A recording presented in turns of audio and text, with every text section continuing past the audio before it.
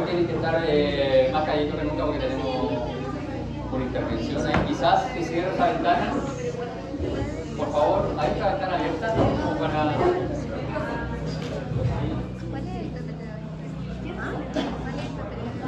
Sí, que no alguna curiosidad. Ya, entonces, señores, muchas gracias por la ventana. Como pueden ver, se recuerdan que después me preguntaron por esto, dije que iba a enviar las fechas a la señora encargada de horarios. Ya me contestó, entonces el primer certamen es el jueves 12 de octubre de 17:15 a 19 horas en esta sala y en la biblioteca 2. La biblioteca 2 son las salas que están allí, subiendo el cerrito. Entonces esas dos salas. La segunda evaluación es el jueves 7 de diciembre, en el mismo horario, en las mismas salas, ¿ya? ¿Ah? Es la del mismo día de anatomía. ¿Cómo anatomía del mismo día que nosotros? ¿Quién es el delegado? Oiga, delegado. ¿Quién es el delegado? ¿Delegado o delegada? Pero como el delegado no viene a clase, que es feo, que es irresponsable. Ya, por favor, le avisan al delegado. Me informan acá que esta fecha... ¿Sí, esta es? Ah, esta. ¿La primera?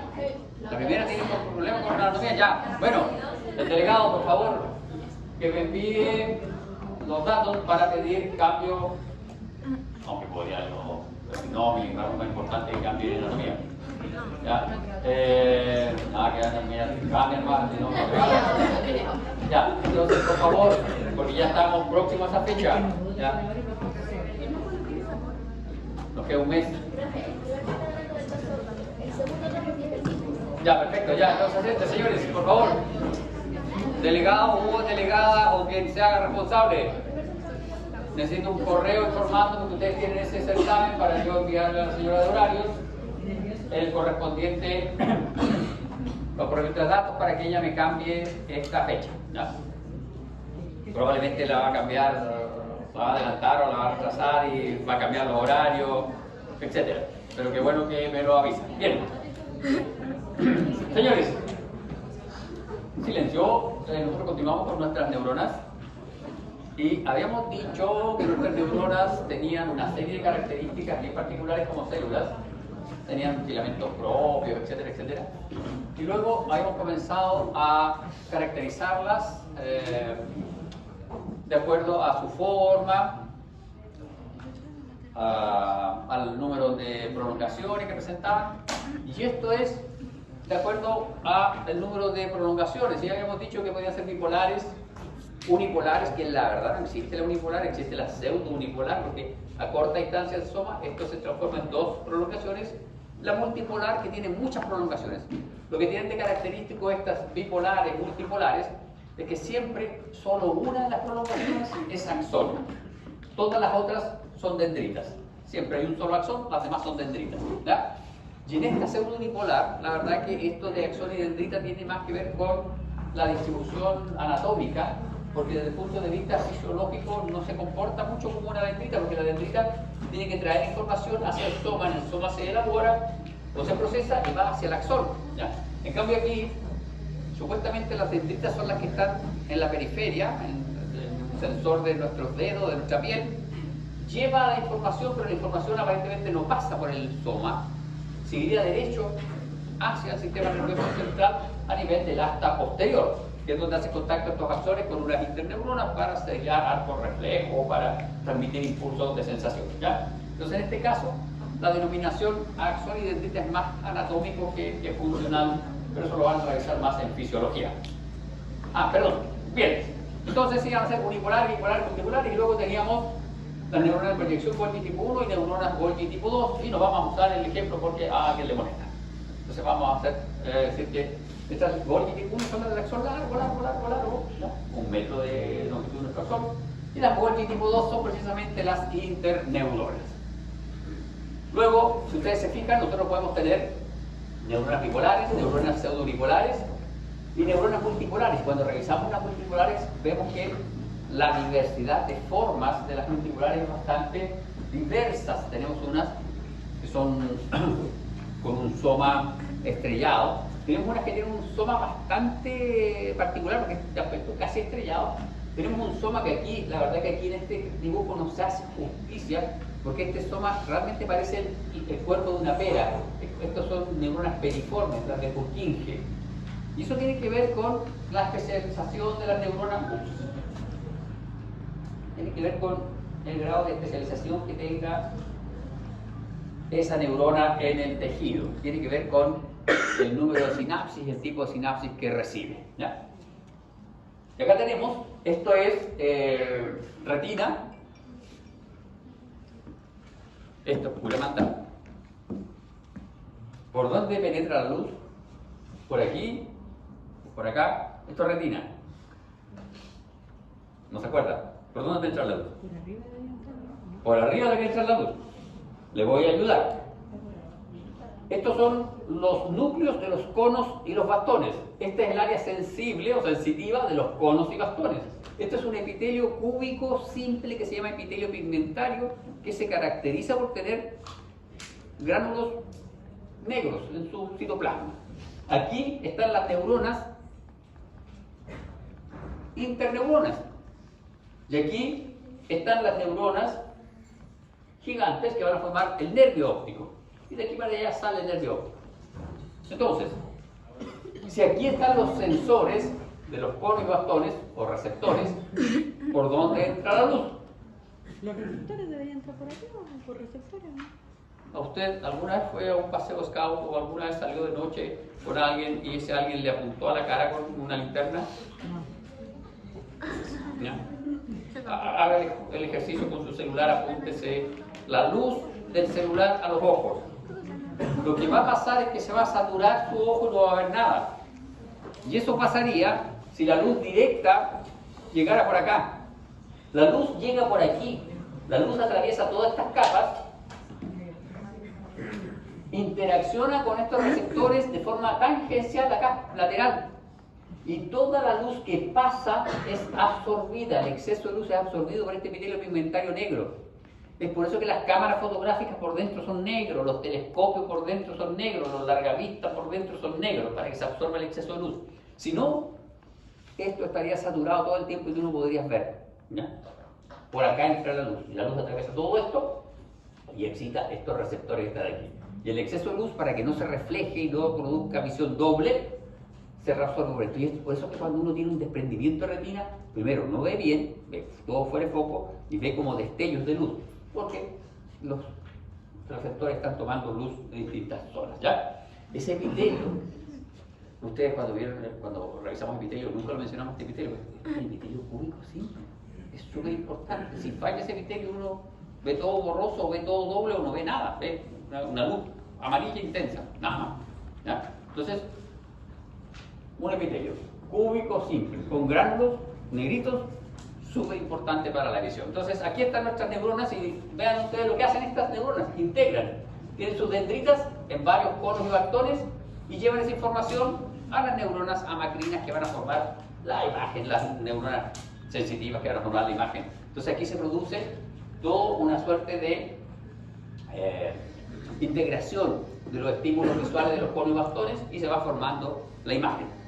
Para que lo entendamos, píxel a píxel se va formando nuestra imagen, ¿ya?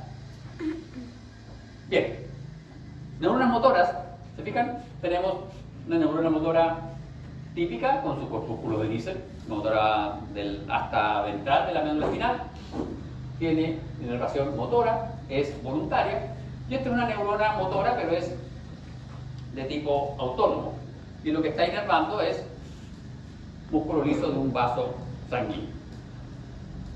Oiga, usted viene a comer aquí. Oye, si eso es músculo liso de un vaso sanguíneo, ¿es unitario o multiunitario? ¿Y este vaso sanguíneo? ¿Sí? Sí.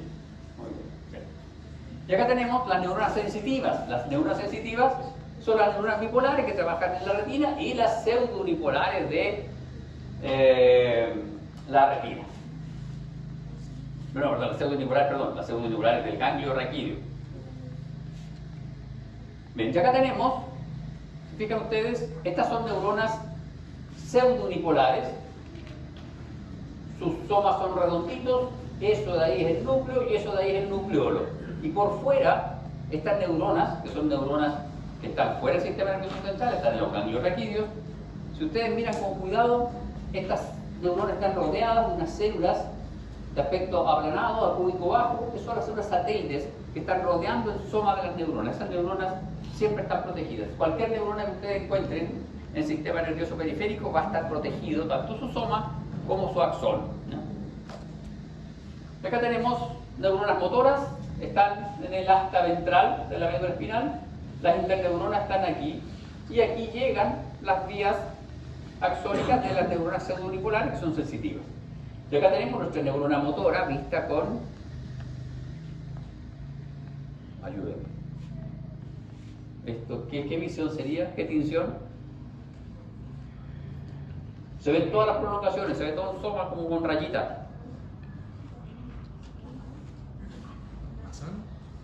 No, se ve todo el citoplasma, se ve todas las prolongaciones, axones, dendritas, se ve todo. Tinción argéntica, plata, neurofilamentos. Y acá, azul de turidina, porque estoy viendo los corpúsculos de Lisa. ¿Ya? Y en ambos casos vemos un soma neuronal estrellado, grande, con un núcleo grande, eucromatínico, nucleolo evidente. Y acá tenemos neuronas de integración, las neuronas piramidales que están en corteza, interneuronas que también están en corteza, y acá está, esta es nuestra célula de Purkinje. ¿Se fijan? Este cartoon hace más justicia a la forma de esta neurona. Esta neurona es bien particular porque tiene polarizado, se parece a una bipolar, pero lo que pasa es que esta tiene un árbol dendrítico muy profuso, muy grande, y está polarizado hacia un borde de la célula y hacia el otro extremo de la célula, hacia el otro polo de la célula, se proyecta el axón. ¿Ya? Y acá tenemos la localización. Neurona de Purkinje, esto es cerebelo, esto es corteza cerebelosa, esto es sustancia gris, esto es sustancia blanca. Tinción. ¿Ah? Era lo que estaba diciendo que era tinción argéntica. Argéntica, esta también es tinción argéntica. Y aquí están los somas de nuestras neuronas de Purkinje y ese es el árbol dendrítico. Hacia acá sale el axón, este es el árbol dendrítico. Esta es la zona molecular de la corteza cerebelosa y esta es la zona granulosa de la corteza cerebelosa. Entonces, las dendritas de la corteza cerebelosa, de las neuronas de Purkinje, se proyectan hacia la zona molecular y esta es la zona granulosa. Hacia la granulosa se proyectan los axones y luego todos los axones confluyen y se van por aquí por sustancia blanca hacia tronco encefálico. Entonces, esas son neuronas de Purkinje, multipolares, especiales, solo se localizan en el cerebelo y tienen esta particularidad con la distribución de sus dendritas y su axón, que están bastante polarizados. Bien, habíamos dicho que nuestro tejido nervioso carecía de colágeno, hemos dicho que no tenía colágeno, por eso si a uno le sacan el cerebro y lo dejan el cerebro sobre una mesa, ese cerebro luego con una gelatina blanda así queda todo desparramado. ¿Y qué tenemos nosotros? Eso seguro que lo ven en anatomía. ¿Qué tenemos nosotros para que nuestro cerebro, cualquiera de las cuatro, para que nuestro cerebro no colapse? Le cedes el honor gentilmente, que amable. Porque si nuestro cerebro no tiene colágeno, puede colapsar. ¿Qué tenemos en nuestro bóveda craneana? ¿Ah? El cráneo. Sí, pero eso es hueso, igual como el equivalente a dejarlo sobre una mesa. No. El líquido encefalorraquídeo. Líquido cefalorraquídeo. De hecho, líquido cefalorraquídeo, ahí flota nuestro cerebro. ¿Ya?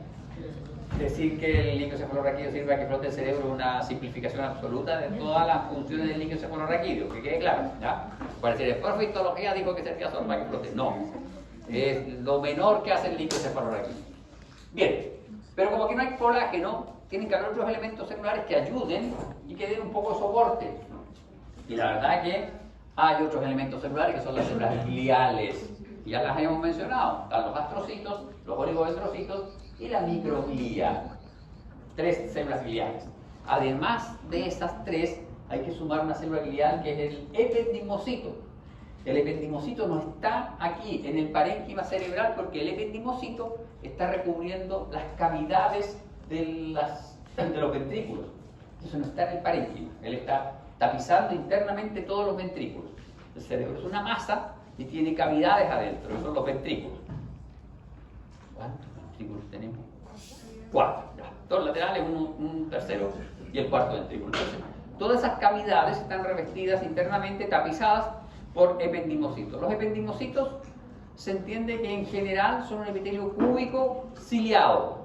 En general, porque hay determinadas zonas del encéfalo en donde esos ependimocitos están modificados.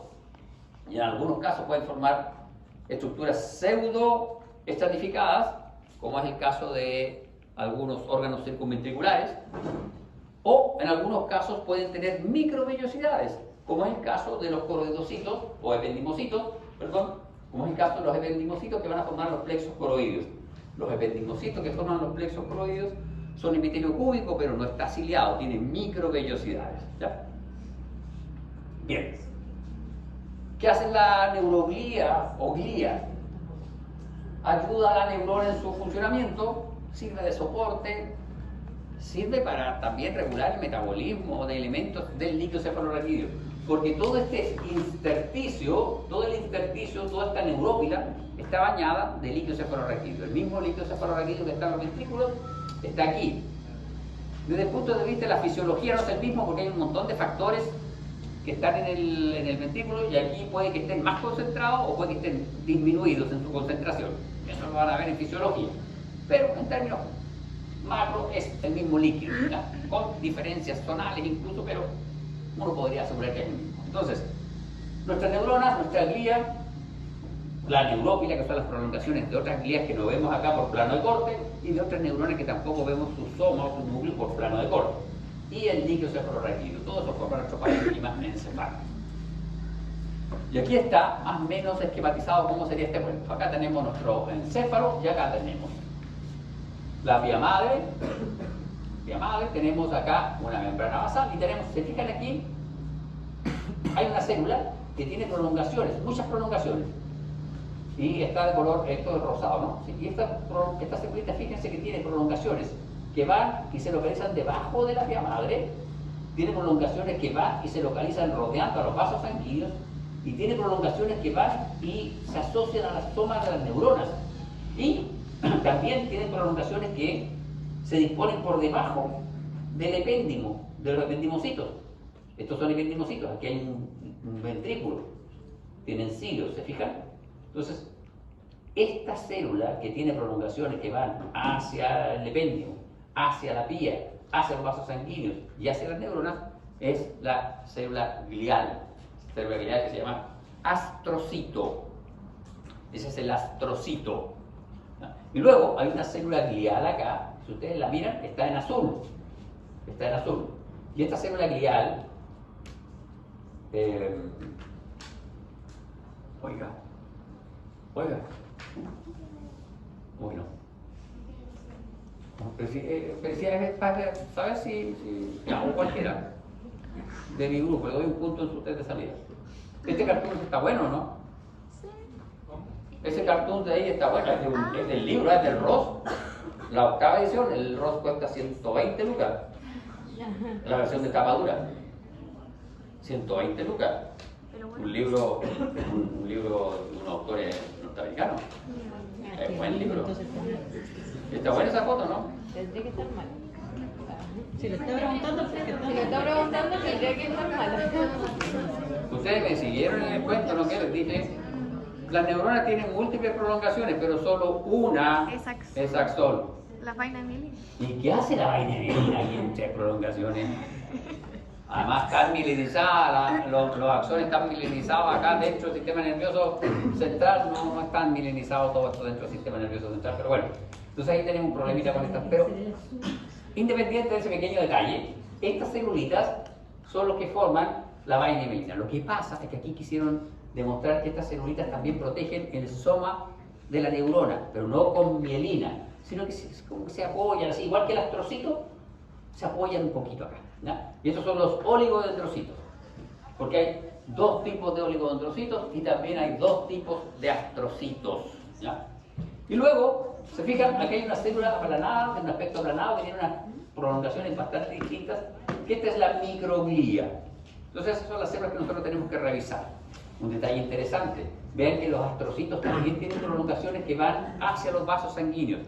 Eso es súper interesante, esto de los astrocitos en los vasos sanguíneos. Y de hecho es una característica. Se utiliza esta característica de los astrocitos rodeando el vaso sanguíneo para poder marcar o diagnosticar vasos sanguíneos en el tejido neural. Bien, entonces la neuroglía o glía son células de sostén que por lo general superan en cantidad a las neuronas, y eso es cierto, uno tiene mucho más astrocitos y oligodendrocitos que neuronas, y eso porque la neurona es súper especializada, entonces hay una serie de funciones metabólicas que la neurona las tiene un poco empobrecidas y son precisamente los astrocitos la que la ayudan, ¿ya? Comprende las células que se encuentran entre las neuronas del sistema nervioso central, el epéndimo, que recubre las cavidades del encéfalo, de la médula espinal, glía periférica, células de Schwann. Astrocitos, si ustedes se fijan, hay dos astrocitos, un astrocito protoplasmático y un astrocito fibroso. Oligodendrocito, aquí hay uno solo dibujado, pero aquí habría que poner dos rayitas, es decir, astrocito satélite y astrocito interfascicular. Luego, el ependimocito, si ustedes miran acá, el ependimocito aquí está dibujado así, pero este no es el ependimocito clásico. Este ependimocito que está en este cartoon está reflejando un dibujo que corresponde a los tanicitos. Los tanicitos son ependimocitos especiales que se localizan en el receso infundibular del tercer ventrículo. Están recubriendo internamente la zona de la eminencia media. Esa zona es súper especial porque la zona de la eminencia media corresponde a una zona del encéfalo en donde los vasos sanguíneos no tienen barrera hematoencefálica. En todas las demás zonas, o en casi todas las demás zonas, los vasos sanguíneos tienen barrera hematoencefálica. En esa zona no tienen barrera hematoencefálica. En los órganos circunventriculares, en donde yo les mencioné que habían algunos ependimocitos distintos también, ahí también los vasos sanguíneos suelen tener alteraciones en la barrera hematoencefálica. Entonces este ependimocito en la realidad está ejemplificando un tanicito. El ependimocito es así, cuadradito, y no tiene microvellosidad, sino que tiene cilias. Los tanicitos son más complejos. Algunos tienen cilias, otros tienen microvellosidad. Los vamos a mencionar más como tanicitos. No nos vamos a meter mucho en la característica de morfología del tejido. Y finalmente nuestra microglía. Ya dijimos al inicio de la clase, la microglía es un invitado, lo invitan tempranamente cuando se está formando el tubo neural. La microglía no es de origen neural, todas estas otras células son de origen neural. La microglía no, la microglía es mesodérmica. Bien, ya que tenemos, vamos a revisar nuestros astrocitos. El astrocito es una célula que tiene un núcleo eucromatídico, ovoideo, tamaño medio, y en algunos casos puede presentar uno o dos nucleolos, pero lo más común es que uno vea solo el núcleo ovoideo, ¿ya? Como suele presentar en algunos casos nucleolos, uno lo puede confundir con una neurona pequeña, ¿ya? Pero la verdad que es un poco más pequeño el núcleo que el de las neuronas pequeñas. Su principal característica es que tiene gran cantidad de prolongaciones, de ahí su nombre, astrocito, es un astro, un sol, ¿ya? Tiene muchas prolongaciones. Estas prolongaciones, por ejemplo, hacen contacto con la vía madre y forman lo que se conoce como glía limitante. Estas prolongaciones también hacen contacto con los vasos sanguíneos y se denominan pedicelos o pies vasculares, esas prolongaciones que hacen contacto con los vasos sanguíneos. Y hay muchas otras prolongaciones de los astrocitos que hacen contacto con el soma de la neurona y en particular hacen contacto con la zona de las espinas dendríticas. ¿Se acuerdan del colegio espinas dendríticas? Una dendrita, no, volvemos al mismo cuento de las microvellosidades. Si ustedes piensan que yo tengo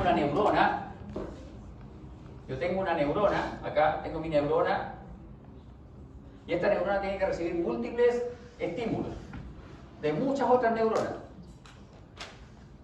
Pues si tengo esas 5 patitas nomás, no recibe mucho estímulo esta pobre. Entonces, ¿cómo amplifico yo? Bien fácil.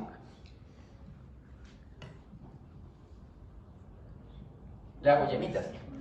Y en esa yemita multiplico, aumento mucho mi zona. Y esas se llaman espinas dendríticas. Y justo en la proximidad de esas espinas dendríticas se localizan también terminales de los astrocitos. ¿Por qué razón? Porque la terminal del astrocito está en esa zona donde, justo ahí en la espina dendrítica, donde hay una sinapsis. La sinapsis es un contacto particular entre una neurona y otra neurona, ¿ya? Y en esa zona estos astrocitos forman parte del contacto sináptico, porque en el sistema nervioso central las sinapsis son tripartitas. Está el axón, está el soma o la dendrita y está el astrocito, regulando los factores que se liberan en esa sinapsis, ¿ya? Bien, de acá tenemos, estas células gliales presentan una característica particular que nos ayuda a nosotros en la histología a poder reconocerlas. Se puede reconocer, y de hecho el señor Ramón y Cajal la reconoció con tinciones de plata, sales agénticas, ¿no? Una reducción distinta de la tinción de plata y se ve el astrocito. De hecho él las describió y describió los dos tipos de astrocitos. Hoy por hoy se utiliza una particularidad de ellos y es que tienen un filamento intermedio que se denomina GFAP, proteína ácida de la glía fibrilar, GFAP. Ese filamento intermedio, que es parte del citoesqueleto de esta célula glial, es propio de esta célula glial. En tejido adulto, en tejido fetal, este filamento puede aparecer también en los ependimocitos, así que hay que tener ojo. Pero en el tejido adulto, esa proteína es propia del astrocito. Por lo tanto, si uno realiza anticuerpos contra esa proteína y realiza inmunotinciones de tejido neural adulto, uno puede observar de forma específica los astrocitos teñidos. Y pueden comprobar acá, ahí está el núcleo y estas son las patitas, si ustedes se fijan tienen múltiples patitas. Este astrocito se llama astrocito fibroso. Esta es una reconstrucción 3D, ¿ya? Con microscopía de fluorescencia, con scanning, y lo que se hace acá con microscopía de fluorescencia es que se hace una secuencia de tomas a distinta altura del preparado. Entonces uno puede hacer luego la sumatoria de todas las fotos y genera esta imagen 3D donde uno puede ver la profundidad de las prolongaciones y puede ver que este astrocito, primero, sus prolongaciones son más cortas, este astrocito tiene prolongaciones más largas, este astrocito tiene prolongaciones cortas, más gruesas, largas y flacas, y estas son cortitas, gruesas y son mucho más ramificadas.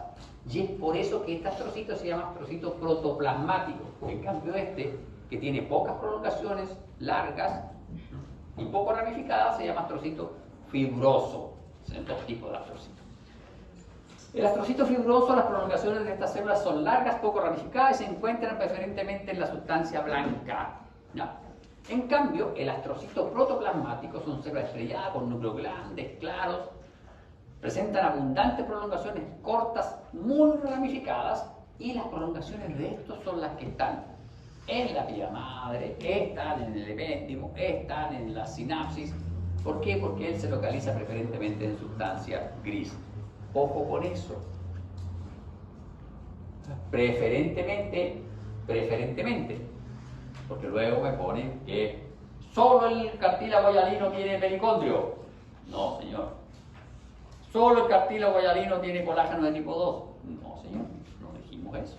Dijimos que el colágeno de tipo 2 era muy abundante en el cartílago hialino, no que era el único cartílago que tenía colágeno de tipo 2. Y aquí, por favor, preferentemente, eso quiere decir que este astrocito fibroso también lo puedo encontrar en sustancia gris. Es menos abundante solamente, ¿ya? Entonces habría dos tipos de astrocitos. Y acá tenemos el astrocito protoplasmático, este de aquí. Este astrocito protoplasmático es el que está generalmente en el sistema nervioso central, sustancia gris, y es el que tiene las prolongaciones pedicelos o pies vasculares. Y si ustedes se fijan, aquí hay un capilar sanguíneo y esas manchitas café, porque esto es monotinción para GFAP, esas manchitas café son GFAP. Hay un vaso sanguíneo, hay otro vaso sanguíneo y uno puede seguir. Este es el cuerpo de nuestro astrocito, que es el núcleo, cuerpo, prolongación, y se fijan que aquí se engruesa la prolongación, es como si tuviese una patita más ancha. Eso está recubriendo nuestro vaso sanguíneo. Eso hasta hace muchos años atrás se creía que era parte de lo que se denomina barrera hematoencefálica. Hoy se sabe que eso no es parte de la barrera hematoencefálica. Los vasos sanguíneos del sistema nervioso central están rodeados de pies vasculares, pero esos pies vasculares no forman parte funcional, parte fisiológica de la barrera hematoencefálica, pero sí están estructuralmente localizados por fuera de los vasos, como si los estuviesen recubriendo.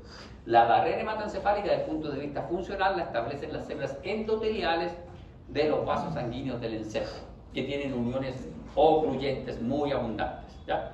Y además tiene una serie de elementos transportadores específicos. Bien, microglía. La microglía es una célula pequeña con un núcleo reducido y oscuro, un núcleo ovoide aplanado, muy heterocromatínico, que a veces uno lo tiende a confundir con el núcleo de la célula endotelial, pero así se ven, estas son microglías. La célula microglía es de origen mesodérmico, ya lo hemos dicho, y en caso de daño o de injuria al tejido neural, la microglía se activa, y cuando la microglía se activa, se transforma en una célula con capacidad de movimiento ameboideo, aumenta su citoplasma y el núcleo se hace ovoideo y eucromatínico, ¿no? Y adquiere gran cantidad de lisosomas en su citoplasma, por lo tanto empieza a tener características eosinofílicas su citoplasma, se hace más acidófilo, más eosinófilo. ¿Por qué? Porque la microglía es el macrófago del sistema nervioso central, ¿ya? Pero solo se activa cuando hay un daño o una injuria al tejido neural, no está activo todo el tiempo. Se parece al fibroblasto, ¿se acuerdan? Oiga, dije se parece, pero se parece igual al fibroblasto, es igual, sufre los mismos cambios, la misma metamorfosis, ¿o no? No. ¿Cuál es la diferencia? Porque el fibroblasto, yo me acuerdo, se hacía más gordito, el núcleo se hacía eucromatínico, aumentaba su citoplasma. ¿Cuál es la diferencia? Es que, por lo que dijo, esta se hace como un núcleo más ovoideo, en cambio, el fibroblasto era un núcleo más... Igual era ovoideo y eucromatínico. ¿Sí? ¿Cuál es la diferencia? El fibroblasto, ¿qué va a hacer? Va a sintetizar colágeno como loco, ¿cierto? Y va a sintetizar colágeno, tiene que tener un red grande, por lo tanto su citoplasma se hace un poco basófilo. Este sintetiza lisosoma y tiene gránulos, entonces aumentan gránulos eosinófilos de su citoplasma, ¿ya? Bien, veamos los oligodendrocitos. Los oligodendrocitos, usted joven, sí, usted, ¿quién le sugiere el nombre oligodendrocitos? Dendros es prolongación, pie. Astrocito, dijimos que su nombre era porque tenía muchos dendros, entonces parecía un sol. Óligo. Óligo es el prefijo de poco. Esta es una célula que tiene pocas prolongaciones, se caracteriza por tener pocas prolongaciones, no tiene muchas prolongaciones, de ahí su nombre. Oligodendros, pocas patitas, pocas prolongaciones, ¿ya? Posee, como dice la diapo, los oligodendrocitos poseen pocas prolongaciones. Sus núcleos son más pequeños que los de los astrocitos, ¿ya? Son oscuros. ¿Qué quiere decir eso? Que son núcleos ovoideos, son un poco más pequeños que los de los astrocitos y son heterocromatínicos los núcleos. El oligodendrocito tiene núcleos heterocromatínicos. Tenemos dos tipos de oligodendrocito. El oligodendrocito satélite, que es el que se encuentra adosado al cuerpo de la célula nerviosa en la sustancia gris, por eso yo les dije que ese cartoon estaba un poco malo, que habían oligodendrocitos en el cuerpo de la neurona, pero no estaban formando vaina de mielina propiamente tal. Y oligodendrocitos interfasciculares. Estos se localizan en el límite de sustancia gris, sustancia blanca, y son muy abundantes en sustancia blanca, y son los que forman las vainas de mielina. De nuevo, el soma de la neurona, el axón de la neurona nunca está solo. Las neuronas son muy especializadas, entonces tienen que tener todos estos recuerdos. Entonces, este está en el soma de la neurona, asociado a dendritas, a axón de la neurona, y este está asociado en particular al axón y está en el límite de sustancia gris, sustancia blanca, y preferentemente de sustancia blanca, ¿no? Si ustedes se fijan acá, vean ese núcleo, vean ese núcleo, vean ese núcleo. Esos dos núcleos versus este núcleo.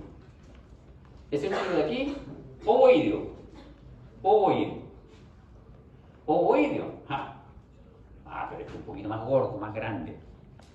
Y este es más pequeño, pero es más heterocromatínico, más eucromatínico. Astrocito, oligodendrocito. Y este núcleo de aquí,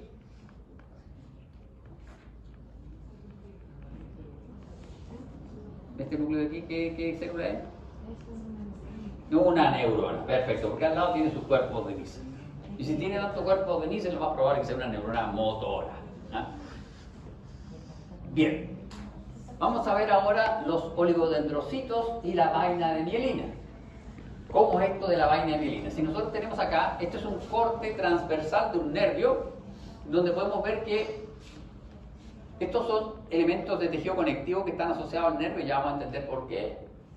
Pero esto de aquí son los axones. Estos son los axones. Ahora, ¿por qué se ve tan grande un axón? Porque este es un corte semifino. Este es un tejido nervioso que fue fijado para microscopía electrónica, para ser analizado en microscopía electrónica. Ese es un corte que debe ser de 100 nanómetros, 0,1 micra. 0,1 micra. No. Los cortes normales para microscopía óptica son de 7 micras. Este es de 0,1 micra. No. Y entonces es mucho más finito y uno puede ver mejor. Y esto está teñido con azul de toluidina. Y vemos, ahí están nuestros axones, y cada axón, ¿se fijan? Cada axón tiene por fuera como si alguien se hubiese dedicado a delinearlos. Para que los alumnos no se confundan, voy a demarcar cada axón con un plumón. Pero en algunos casos, no sé si lo hizo porque se cansó, pero se fijan, el delineado, o se le acabó el lápiz. Es más delgadito. Y eso, extrañamente, es coincidente con el calibre de los axones. Coincide, calibre del axón, poco el delineado. O sea, algo hay aquí. Algo hay aquí. Parece que todos los axones no tienen la misma cantidad de mielina. Y hay algunos axones que andan por aquí que no tienen mielina. Entonces, primera cosa, no todos los axones tienen mielina. Hay axones amielínicos. 2, no todos los axones tienen el mismo calibre. El calibre y el diámetro del axón está asociado a la velocidad de conducción de los axones. Y hay axones rápidos, hay axones de conducción media, y hay axones lentos. Los axones lentos son los amielínicos. Los de conducción media son los que tienen un diámetro medio y tienen no mucha mielina. Y los rápidos son los de diámetro grande con mucha mielina. ¿Por qué no tienen mielina? Están en el sistema nervioso periférico y están asociados a las ramas sensitivas, sistema nervioso autónomo sensitivo. Entonces su respuesta no requiere tanta velocidad. Ya vamos a ver cuál es la función de la mielina. Bueno, lo adelantamos. La función porque aquí tenemos la otra foto. La función de la mielina es doble. 1, da un recubrimiento al axón para darle mayor calibre, para darle mayor soporte. Pero además, si ustedes se cuestionan de dónde sale esta mielina, ¿quién hizo esta mielina? Esta mielina la hizo una célula. La hizo el oligodendrocito. Perfecto. Pero el oligodendrocito la hizo el sistema nervioso central. En sistema nervioso periférico, la mielina la hace otra célula, que se llama la célula de Schwann. ¿Ya? Schwanncito para los amigos. ¿Ya? La célula de Schwann. Pensemos, esta célula de Schwann es de 20 micras, 30 micras. Y un axón mielínico motor, dijimos que medía 1 metro. Entonces aquí hay un problema. Tienen que ser muchas células para cubrir este metro. Y si ustedes se fijan acá, se ve más o menos homogéneo. Pero cuando lo vemos esto mismo cortado en el plano longitudinal, nos damos cuenta que hay zonas en donde no hay mielina. Aquí está la mielina, aquí está la mielina, y aquí hay zonas donde no está la mielina. Esas zonas donde no está la mielina se llaman nodos de Rambier. Entonces, un axón es así y tiene mielina como tamborcitos. La mielina son verdaderos tamborcitos.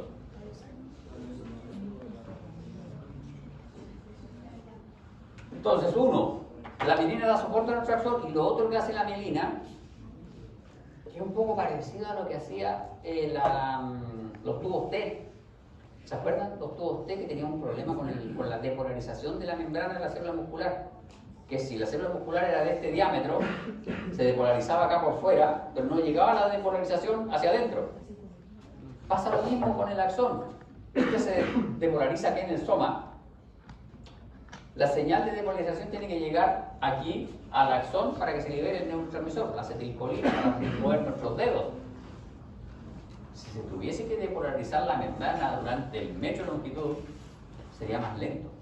Entonces lo que hace la mielina es dejar bloqueado aquí, y toda esa membrana no se puede utilizar.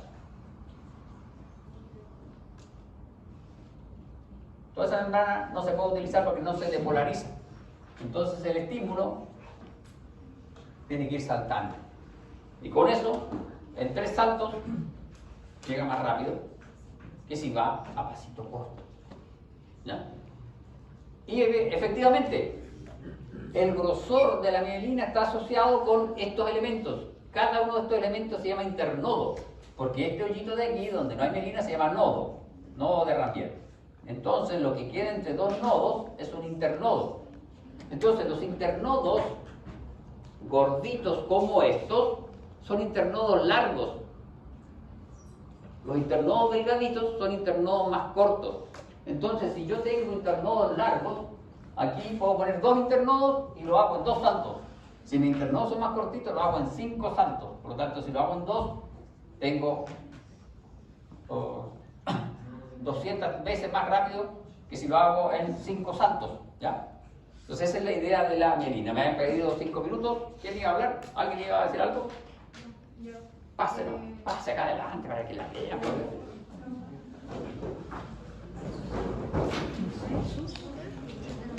¿Se terminó la clase? Sí, ya porque son 5 horas 5 y la... Adiós, yo de Temas pendientes.